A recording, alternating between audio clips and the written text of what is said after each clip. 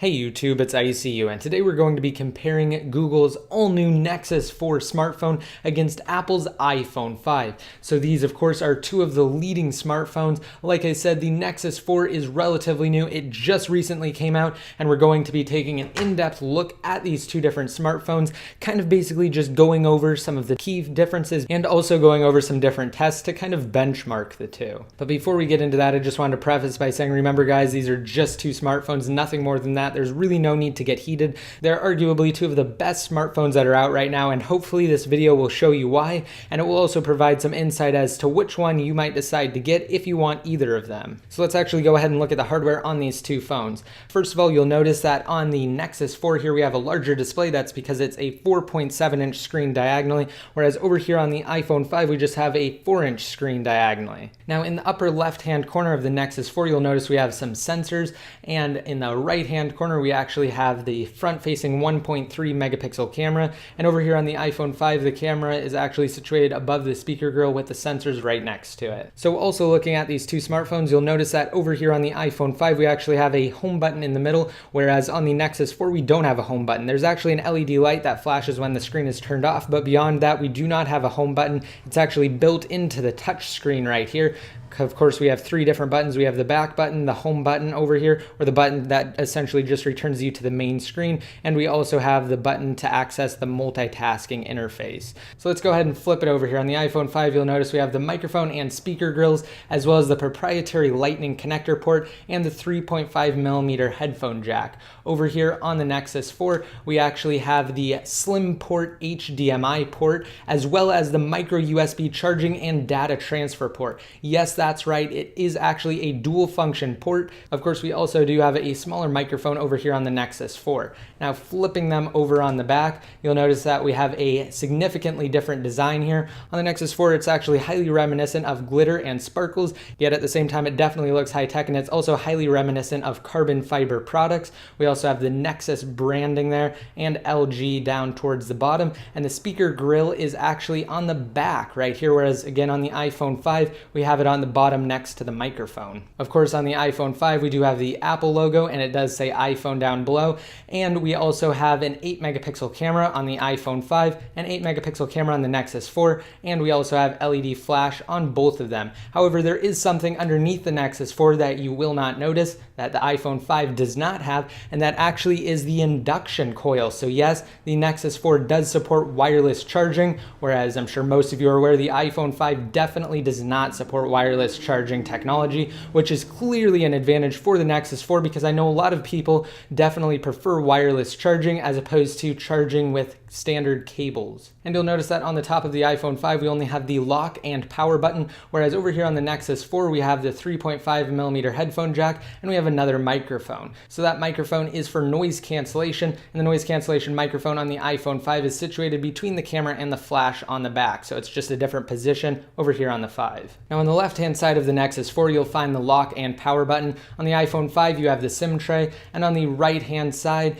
you have the volume rocker for both of the devices, and we have the silent toggle switch over here on the iPhone 5. Okay, so that was just a brief hardware overview of the two different phones, and we're actually going to get into some different tests here in a second, but first I just want to say that the Nexus 4 is powered by a Qualcomm Snapdragon S4 Pro quad-core processor and 2 gigabytes of RAM, whereas the iPhone 5 has a dual-core A6 processor and 1 gigabyte of RAM, and you'll definitely see that in the Geekbench system performance test. Okay, so I want to compare some images between these two different phones, but first I just wanted to show you guys that the brightness is all the way turned up on both of them. So over here on the iPhone 5, let's go to settings and brightness and wallpaper. You'll see that the brightness is all the way turned up. On the Nexus 4 over here, we can just go ahead and slide down the notification tray, and you'll notice that here for the brightness, it is also all the way turned up to 100%. So now that we have that out of the way, we can go ahead and take a quick look at the screens on both of these devices by essentially just comparing some photos. So let's open up the multitasking tray here on both of them, and we will switch over to the Photos application.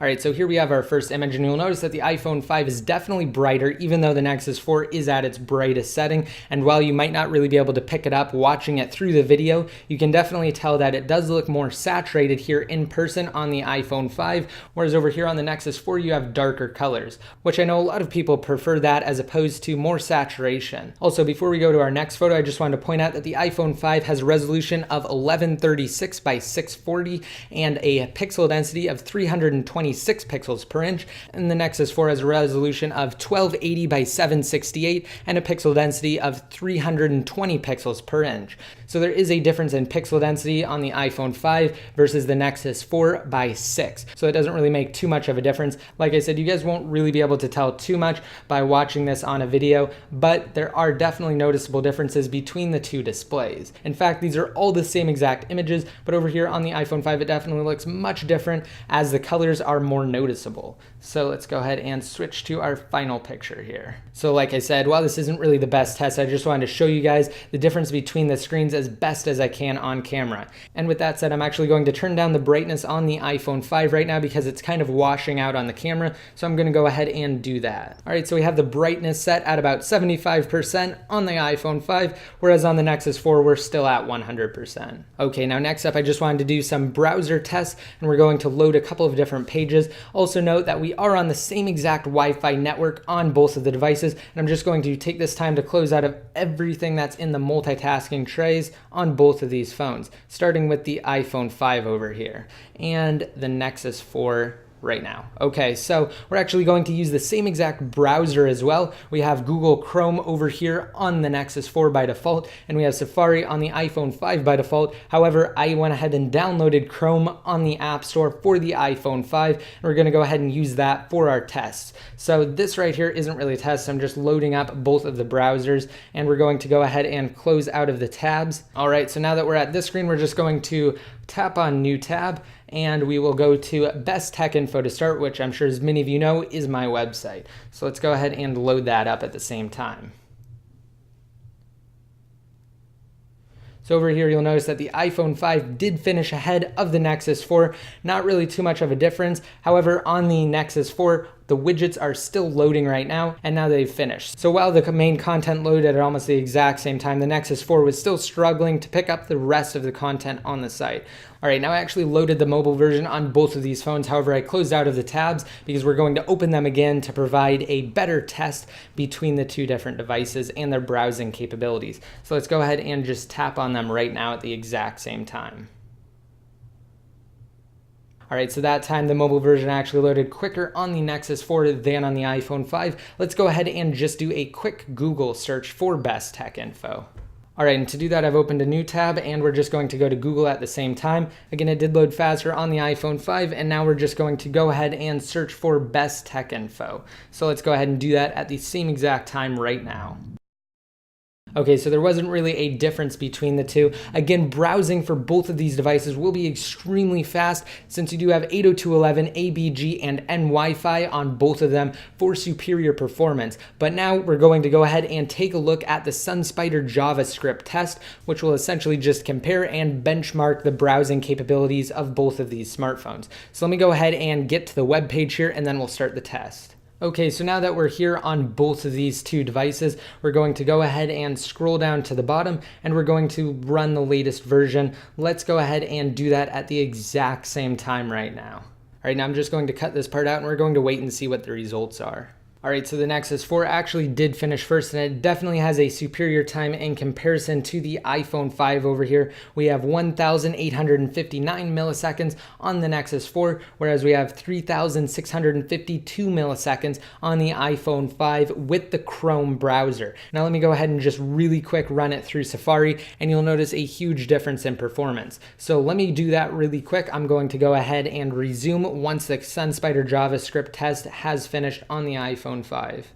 All right, so it's finished over here on the iPhone 5. Let me go ahead and zoom in, and you'll notice that instead this time we do have a score of 948 milliseconds, again, as opposed to 1,859 milliseconds. So the lower the score, the better. Again, it definitely affects it depending on which browser you're actually running. So these are both great devices for browsing the web, and like I said, depending on which browser you use to actually do so, you will get different results. I'm going to do one last test, and that is using Geekbench. So Geekbench just compares the two devices based on their hardware, and it gives you a standardized score. So it performs the same exact test between both of these phones.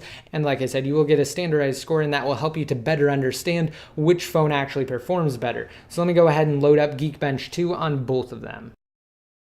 All right, and obviously you'll notice that it's picked up that this is indeed the LG Nexus 4 running the latest operating system, which currently, as of filming this video, is Android 4.2 Jelly Bean. Again, like I said, it does have a Qualcomm Snapdragon S4 Pro quad-core processor at 1.51 gigahertz, and it does have 2 gigabytes of memory or RAM, even though it does say that it has 1.83 gigabytes. So over here, it has detected that this is indeed the iPhone 5 running Apple's latest version of iOS, which currently, as of filming this video, is iOS 6.0.1, and we do have an A6 processor at 1.3 gigahertz. Again, this is a dual core processor, and we have 1 gigabyte of memory or RAM over here on the iPhone 5. All right, and you'll notice that I actually had to pause the video really quick. Well, now we're back, and I'm just going to show you guys that everything is indeed closed out of on both of the smartphones. Again, over here on the Nexus 4, it shows that the only thing that's currently running is Geekbench 2, whereas on the iPhone 5, it doesn't display anything is running because we're currently inside of Geekbench 2.